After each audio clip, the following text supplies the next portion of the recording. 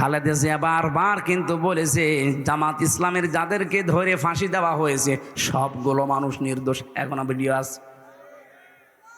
আর আপনি হঠাৎ করে আগস্টের 5 তারিখের পর থেকে কিছু কিছু মানুষ দেখলে ফিরে যাচ্ছে, নাম দিচ্ছে গালি জামাত ইসলামকে। আরে ভাই, জামাতকে তো আপনি গালি দেন না, আপনি তো গালি দেন আল্লাহকে, রসুলকে আর ইসলামকে।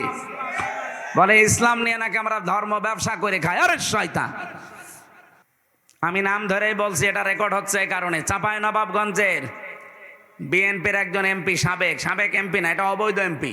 কারণ এই 15 বছরে যারা এমপি হয়েছে সবগুলো অবৈধ। এদেরকে এমপি বলা জায়েজ নেই, এদের মন্ত্রী বলাও জায়েজ নেই। কারণ এরা তো আমরা ওদের ভোট নেইনি, এরা জোর করে হয়ে গেছে। কি কথা বলেন না কেন? এদেরকে আমরা ভোট দিতে পেরেছি। আমার 33 বছর বয়স, 18 বছর থেকে ভোট দিতে আরম্ভ করলে আমি 3 বার ভোট দিতে পারি, একবারও পারি নাই।